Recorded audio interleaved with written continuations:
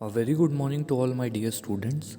Let's start the today's class with our chapter Sustainable Management of Natural Resource.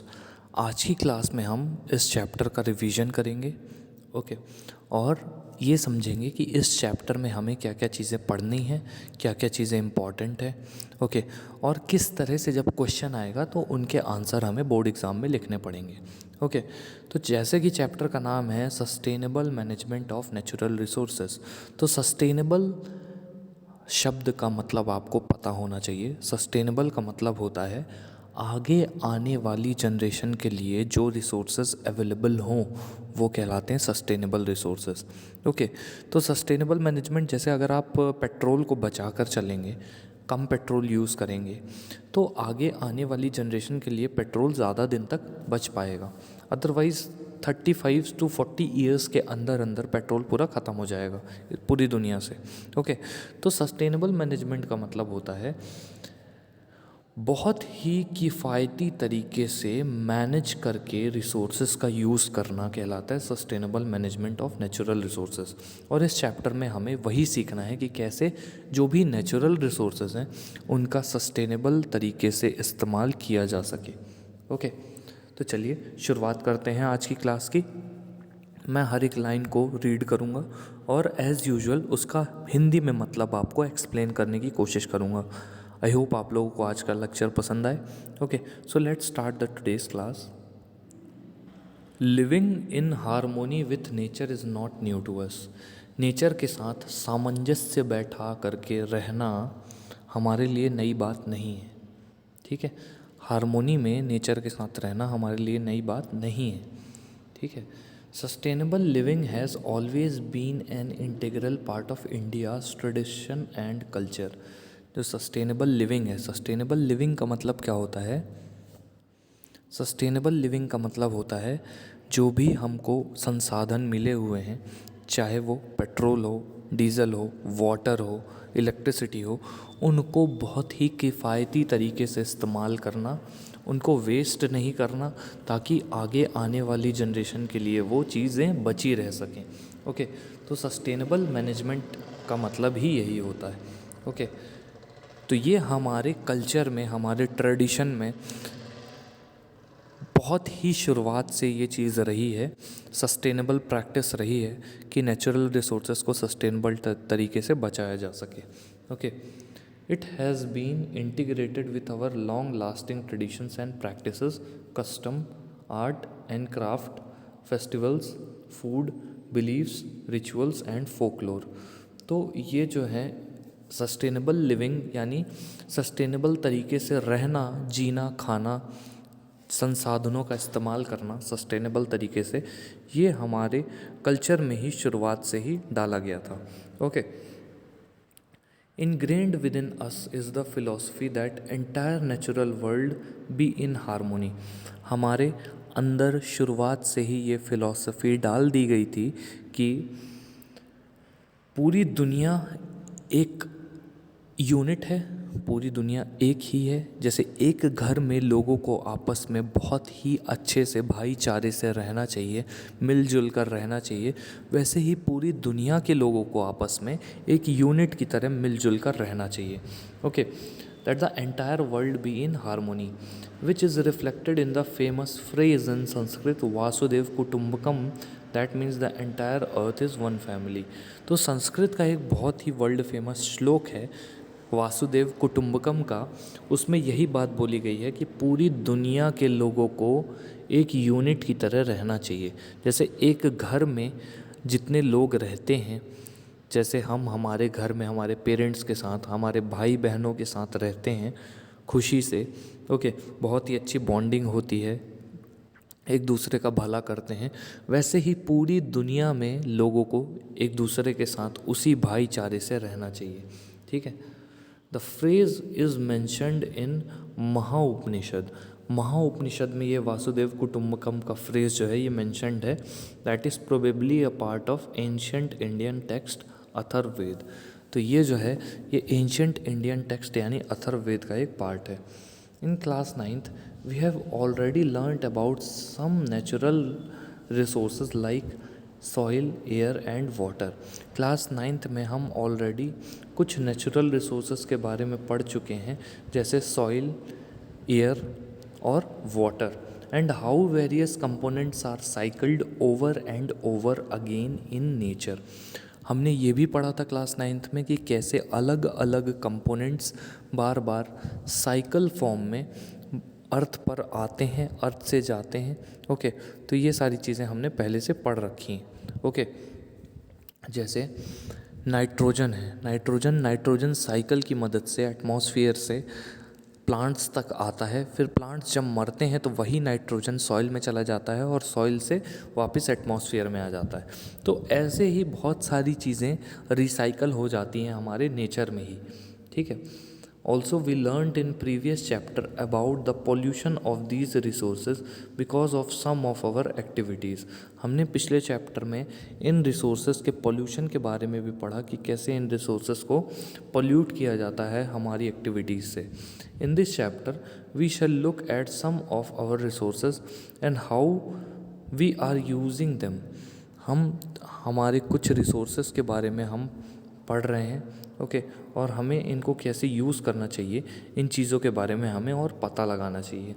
May be we should also think about how we ought to be using our resources so as to sustain them and conserve our environment. तो हमें इस बात पर भी ध्यान देना चाहिए कि कैसे हम जिन रिसोर्सेज का इस्तेमाल कर रहे हैं, जैसे लकड़ी हो गई, जंगल से ला रहे हैं हम, ओके, और पेट्रोल हो गया, केरोसिन हो गया, ठीक है, वाटर हो गया, तो इन रिसोर्सेज को हम किस तरह से प्रॉपर तरीके से इस्तेमाल करें ताकि आगे आने वाली जनरेशन के लिए एक सस्टेनेबल तरीके से इनका यूज़ किया जा सके। ठीक है। We shall be looking at our natural resources. हम हमारे नेचुरल रिसोर्सेज की तरफ अगर नज़र डालें, जिसमें फॉरेस्ट आ जाते हैं, वाइल्ड लाइफ आ जाती है, कोल आ जाता है, वाटर आ जाता है और पेट्रोलियम आ जाता है, and see what are the issues at stake in deciding how these resources are to be managed for sustainable development along with the input from our traditional practices। तो हमें हमारे नेचुरल रिसोर्सेज जैसे forest हो गया, जंगल से हमें बहुत सारे रिसोर्सेज मिलते हैं, रबर मिलता है, वुड मिलता है, बहुत सारे फल फूल मिलते हैं, जड़ी बूटियाँ मिलती हैं। ओके, वाइल्ड लाइफ से हमें बहुत सारी चीज़ें मिलती हैं। ओके, वाटर हमारे पीने के लिए बहुत उपयोगी होता है, कोयले को जला करके हमें थर्मल एनर्जी मिलती है, एंड पेट्रोलियम से हमें अलग अलग पेट्रोलियम प्रोडक्ट्स मिलते हैं, जैसे petrol, diesel, kerosene, bitumen. Okay, तो ये सारे रिसोर्सेस को हम किस तरीके से मैनेज करके यूज़ करें हमारी ट्रेडिशनल प्रैक्टिसेस के साथ, ताकि इन रिसोर्सेज का प्रॉपर मैनेजमेंट हो सके और ये लंबे समय तक हमारे साथ रह सकें। ओके, वी ऑफन हियर और read about the environmental problems. हम फ्रीक्वेंटली सुनते हैं, समझते हैं एनवायरनमेंट में जो जो प्रॉब्लम्स चल रही होती हैं उनके बारे में। These are often global level problems and we feel helpless to bring any change. ये सारी जो प्रॉब्लम्स की मैं बात कर रहा हूँ, ये पूरी दुनिया में यही समस्याएं चल रही हैं और हम इन समस्याओं को सही करने में कोई मदद नहीं जुटा पा रहे हैं। ठीक है। There are international laws and regulations. बहुत सारे इंटरनेशनल लॉज और रेगुलेशंस बन गए हैं, and then there are our own national laws and acts for environmental protection. और हमारे खुद के नेशनल लॉज और एक्ट्स हैं एनवायरमेंट के प्रोटेक्शन के लिए। ठीक है। There are also national and international organisations. बहुत सारे नेशनल और इंटरनेशनल ऑर्गेनाइजेशंस भी हैं जो इस चीज़ के लिए वर्क कर रहे हैं, हमारे इन्वायरमेंट को प्रोटेक्ट करने के लिए वो वर्क कर रहे हैं। ठीक है।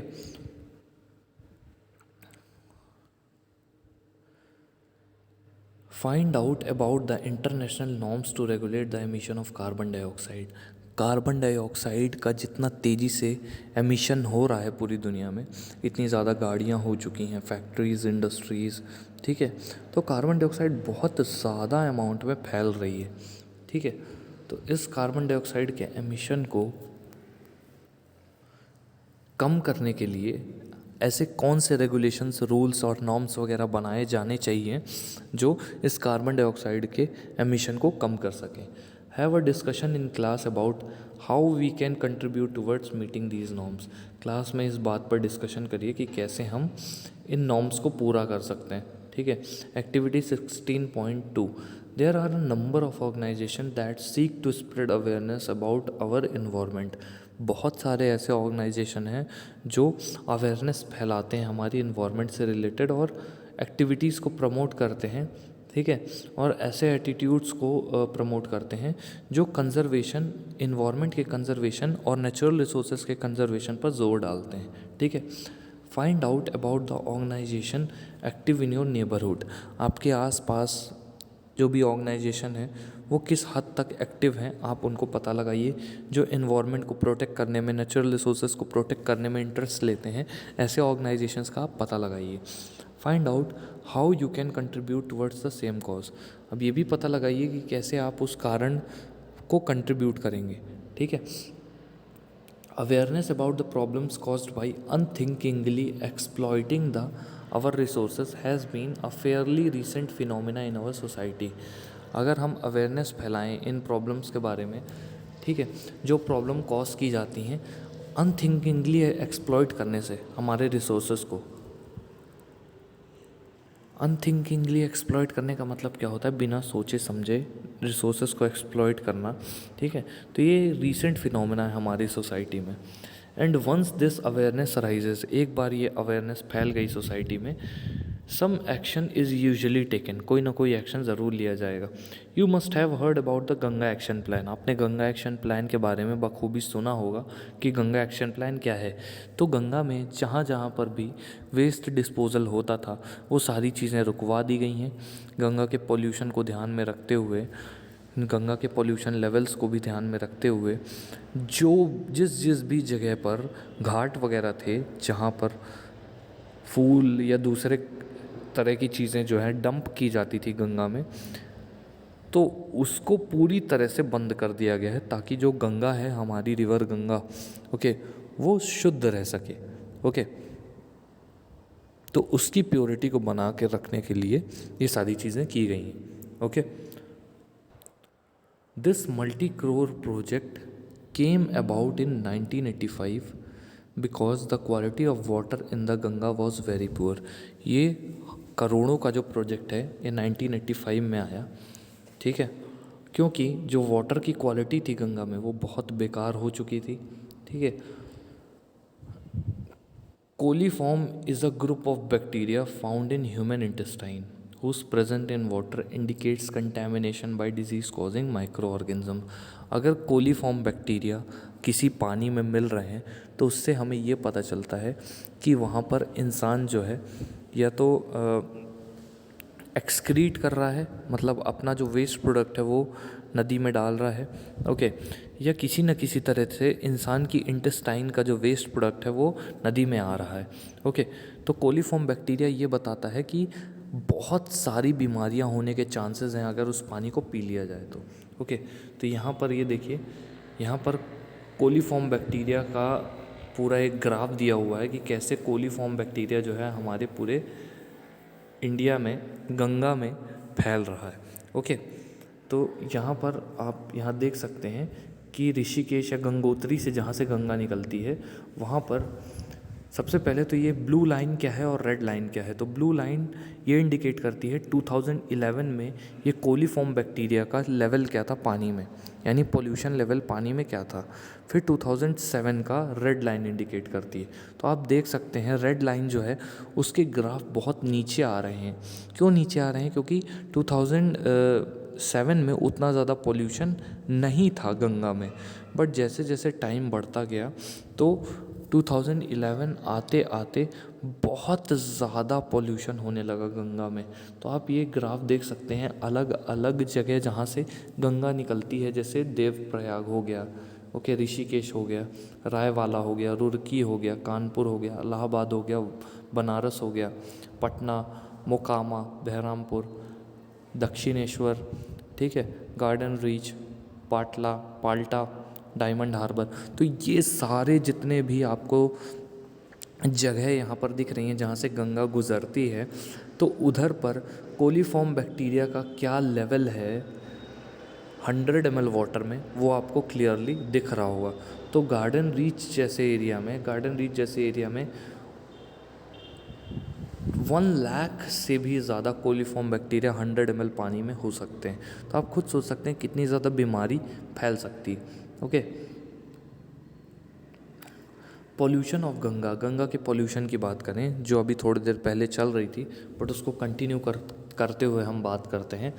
The Ganga runs its course of over 2500 kilometres from Gangotri in Himalayas to Ganga Sagar in the bay of Bengal.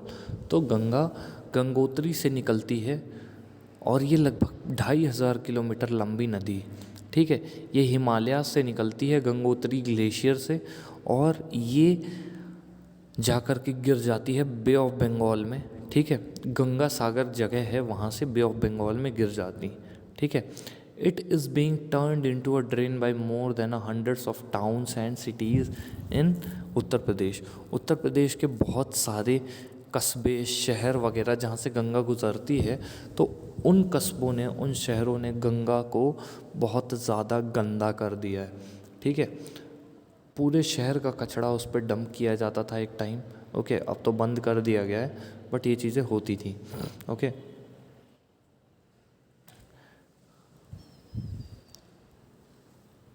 largely untreated sewage is dumped into the Ganga every day। बहुत सारा अनट्रीटेड सीवेज, अनट्रीटेड का मतलब क्या होता है, जिसको अच्छे से ट्रीट ना किया गया हो, जिसको प्रॉपरली ठिकाने ना लगाया गया हो, ऐसा वेस्ट जो है वो डायरेक्टली गंगा में डाल दिया जाता था, ओके, हर दिन लगभग। In addition think of the pollution caused by human activities. तो अब आप खुद सोच सकते हैं कि उस समय भी ह्यूमन की एक्टिविटीज़ कितना ज़्यादा इन्फ्लुएंस करती थी गंगा जैसे नदियों को, okay. In addition think of pollution caused by other human activities like bathing, washing of clothes and immersion of ashes और अनबर्नड कॉप्स। तो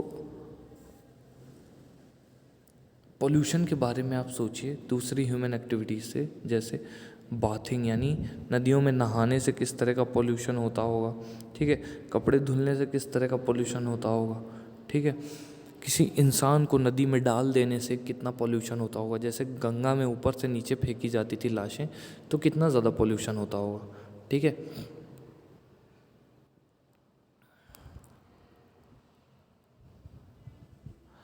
And then industries contribute chemical effluents to the Ganga's pollution load, and the toxicity kills fish in large sections of the river। तो industries जो हैं वो contribute करती हैं chemical effluents डालने में।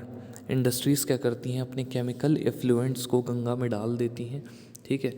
और गंगा के पोल्यूशन का लेवल जो है वो बढ़ जाता है, जिससे मछलियाँ वगैरह मरने लग जाती हैं। Namami Gange programme is an integrated conservation mission approved by flagship programme by the as a flagship programme by the union government on June 2014। तो नमामि गंगे नरेंद्र मोदी जी जो हमारे प्रधानमंत्री हैं, उनके द्वारा नमामि गंगे प्रोग्राम का शुभारंभ किया गया था, जिससे गंगा की पूरी सफाई और इन बातों का ध्यान रखना कि जो जो शहर गंगा के किनारे बसे हुए हैं वो अपना वेस्ट जो है वो डंप ना करें। सारी इंडस्ट्रीज़, फैक्ट्रीज़ को स्ट्रिक्ट वार्निंग दे दी गई थी कि कोई भी गंगा में अपना वेस्ट डंप नहीं करेगा, ओके। तो ये सारी चीज़ें। It was launched to accomplish the twin objective of effective abatement of pollution conservation। तो दो माध्यम जो थे, दो ऑब्जेक्टिव थे पोल्यूशन के कंजर्वेशन के, पोल्यूशन को रोकने के, ओके। उन ऑब्जेक्टिव्स को रोका गया, ठीक है, पोल्यूशन को रोकने के और कंजर्वेशन और रेजुविनेशन करने के गंगा रिवर के। गंगा रिवर को कंजर्व करना और रेजुविनेट करने के जो पूरे मेथड्स से वो लगाए गए। The national mission for clean Ganga is an implementation wing set up in October 2016। जो नेशनल मिशन था गंगा को साफ़ करने के लिए, वो 2016 में बना, ओके। ये बात ध्यान रखिएगा आप लोग। As you can see, there are some measurable factors which are used to quantify pollution or the quality of water that we use for various activities. तो बहुत सारी ऐसे फैक्टर्स हैं जो पोल्यूशन और वाटर की क्वालिटी को बर्बाद करते हैं, ठीक है। Some of the pollutants are harmful even when present in very small quantities. कुछ पोल्यूटेंट्स बहुत ज़्यादा हार्मफुल होते हैं, भले ही वो बहुत कम क्वांटिटी में प्रेजेंट हो फिर भी वो बहुत ज़्यादा हार्मफुल होते हैं, ठीक है। Some of the pollutants are harmful even when present in very small quantities and we require sophisticated, और हमें सोफिस्टिकेटेड इक्विपमेंट की ज़रूरत पड़ेगी ऐसे चीज़ों को मेजर करने के लिए, ठीक है। But as we learn in chapter second, the pH water is something that can easily be checked using universal indicator. अब pH वाटर को चेक करने के लिए, किसी भी वाटर को ये चेक करने के लिए कि एसिडिक है या बेसिक है, उसमें कोई नेचुरल इंडिकेटर आप डाल दीजिए। अगर कलर चेंज होता है तो समझ जाइएगा एसिड है, नहीं होता तो समझ जाइएगा बेस है, okay. Some of the pollutants are harmful even when present in very small quantities. कुछ पोल्यूटेंट्स हार्मफुल होते हैं चाहे वो थोड़ी क्वांटिटी में ही क्यों ना प्रेजेंट हो। जैसे मरकरी हो गया, मरकरी भले ही थोड़ी क्वांटिटी में प्रेजेंट होगा लेकिन वो हार्मफुल होता है, ठीक है।